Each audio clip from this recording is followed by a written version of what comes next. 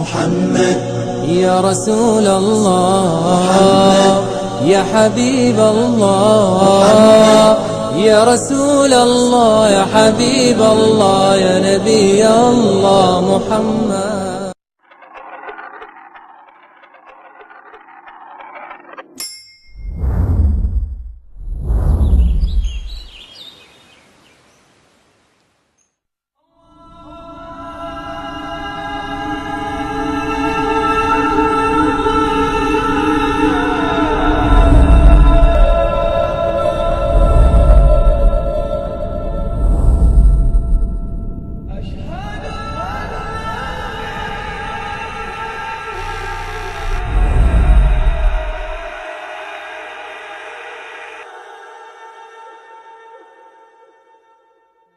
I don't even think Arabs make up 20% of Muslims, so there's not even as many Arabs, I think, in the whole world as there is Indonesians. So, I mean, Islam's for everyone, and if you just look at the map of the world, it's every colour, every creed, every nationality.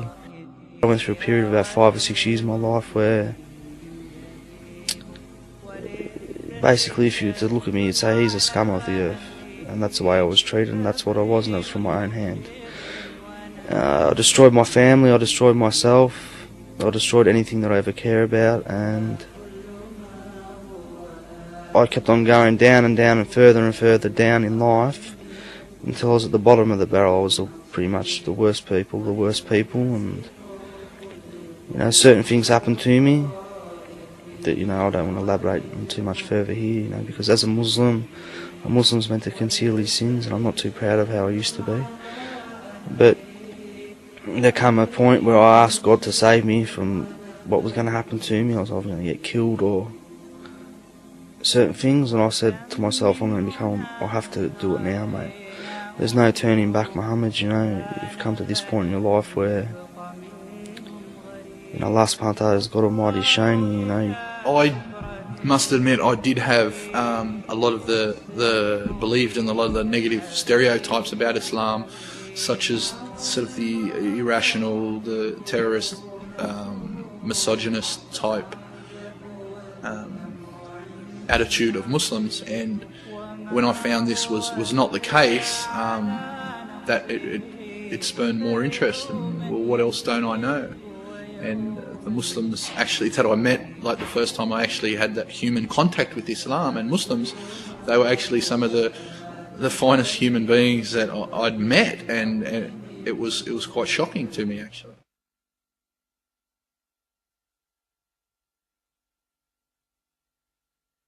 I was listening to a ABC News Radio, and they said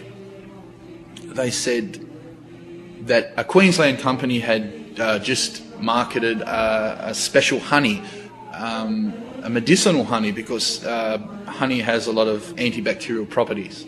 Okay, 2 days before that, I'd been given my first Quran. All right, that afternoon, I thought to myself, "Oh, that's interesting about the honey, etc." That afternoon, I went home and I said, "Oh, let's have a look at this Quran." And I opened it up to Surah the B, and I apologise, I don't remember the verse, but the very thing I read when I got home was,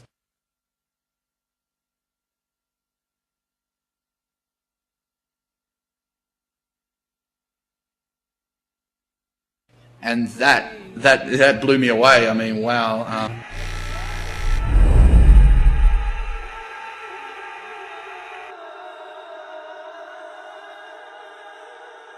Before I came to Islam,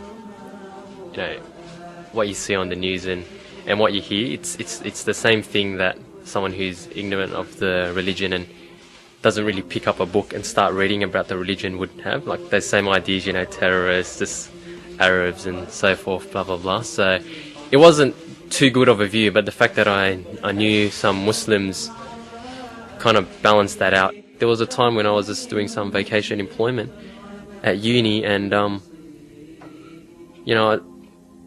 was nowhere else to pray, so I just got up and said, okay, I need to pray, and I just prayed, right on the side there. And after when I finished praying, they started asking about Islam, and it's an opportunity, I guess, to to tell them more about Islam, initially they'll be like, you know, they don't know how to take it, like, because they don't want to say anything wrong. But it's a matter of being steadfast and making yourself known as a Muslim, so people would ask you, because I think a lot of people are curious just exactly what Islam is. And if they find out you're a Muslim, then they'll tend to have, so far personally, my experience have all been positive. So they've all been like, you know, oh, just what is Islam, why do you pray, etc., etc.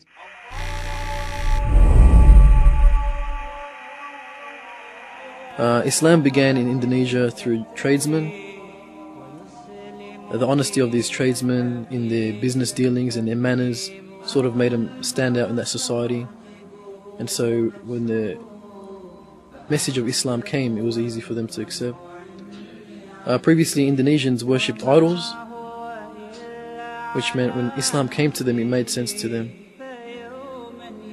And that they realized that gods cannot just be carved out of stone or wood, and that God is much greater than that.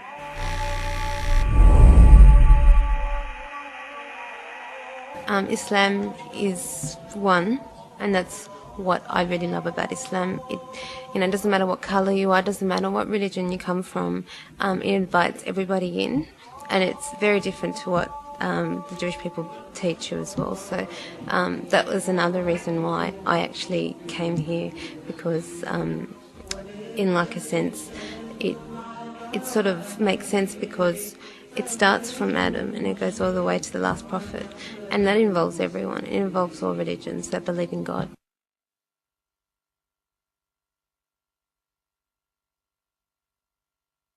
One thing that really stood out was when they got somebody in, and it was like a young boy, and he was actually reading the Quran in Arabic, and I started to feel it in my heart when he was reading it in Arabic. And to me, like, I don't even understand it. I was actually like wanting to cry. I was actually thinking, stop it, because I'm going to cry in a second. So, like, that's when I knew, well, definitely I feel it in my heart if I can feel this, yeah.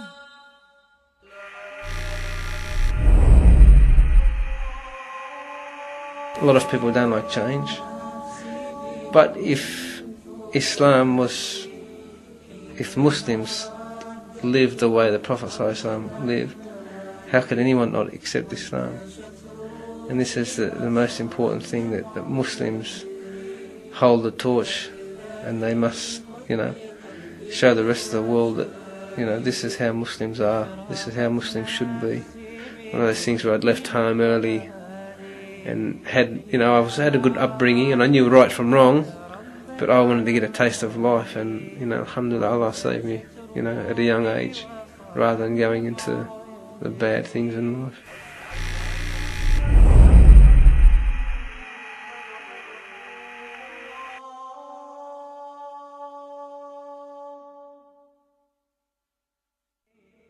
If I wouldn't have found Islam, I know that I would have had a very hard life. I was going in the wrong direction, so Islam sort of it gives me a peace. That's what I know. It gives me peace. I know where I'm going. I know what the future is, like, where you're going to go, heaven or hell, and so I know it's been a stable part of my life. And I now treat my parents well, alhamdulillah, I treat my parents well. And I know that if I hadn't found Islam, it wouldn't be like that. Islam and Christianity, there's not much difference. Like Christians have a strong feeling of doing things right for God. Like they're very religious. Like, I believed in God before I was Muslim. And of course I still believe in God, and so do my family. They believe in God, and so just the thing about Jesus being part of God, that's the only thing about it. Otherwise, Islam and Christianity, they're very, very, very similar. Islam, you're not allowed to have alcohol, so of course that big problem in my country will be solved, and a lot of men will dedicate more time to their families. And there's problems with stealing as well. Stealing is not allowed in Islam. I think that would solve all the problems all around the world, the major problems. and people will start concentrating on themselves and their families that have more time to think. Because when they have a problem, they just start, they drink alcohol, they do drugs, they go out and try and forget about their problems. But if you've always got God, like, you have time to think about your problems, yourself, and the meaning of life more.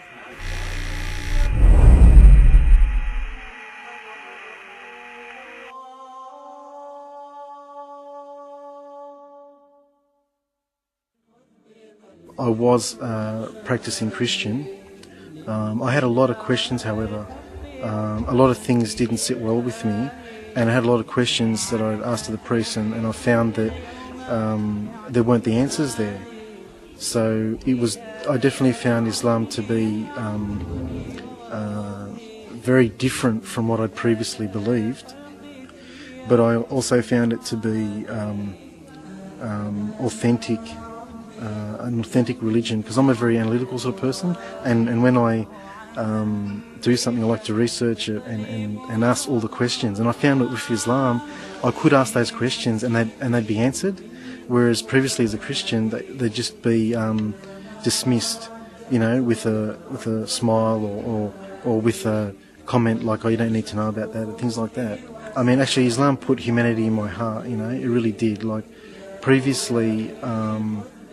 I didn't have that humanity that I have now, and it's something that the world really needs, because I feel like the world at the moment is in such turmoil that it's actually searching for answers and searching for structure.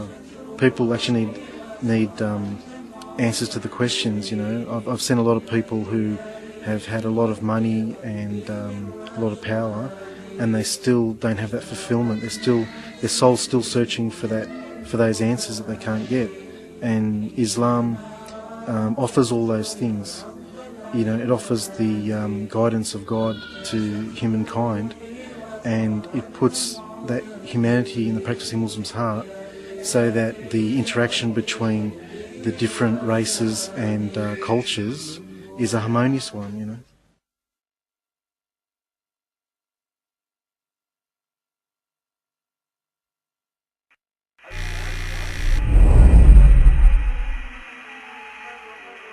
And especially in South Africa, where you do get this black and white mix and that separation of black and white, which was wrong, you tend to see that Islam can bring you together and nullify that corruption and unify everyone.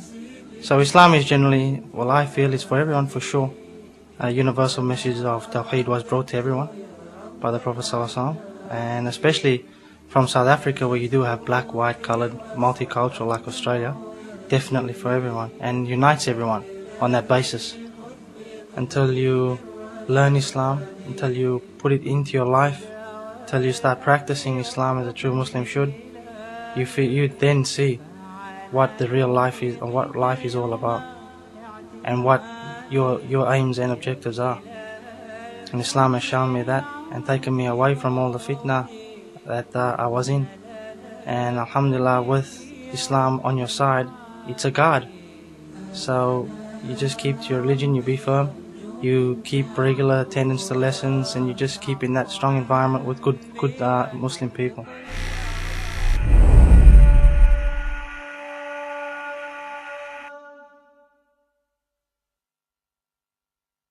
In America, every year, 42,000 people accept Islam every year before September 11th. In the UK, 15,000 people accept Islam every year without no organized da'wah. After September the 11th in America, 78,000 people accepted Islam. In the UK, 26,000 people accepted Islam. What do you want? They are accepting Islam even though we are being cursed and slandered. The Quran is a medicine. The Quran is a healing. The Quran is the word and the scripture from Almighty God revealed to his messenger 1424 years ago, 6,626 verses retained and memorized by millions of Muslims in the world today. Every human being Every human being needs to read the Quran and build a relationship. It will open up a door for you that you never saw before. You have to show the world, let it out, 'cause everything reflects on what you do. Believe it and you will be free. You've got to believe in yourself. Got to believe.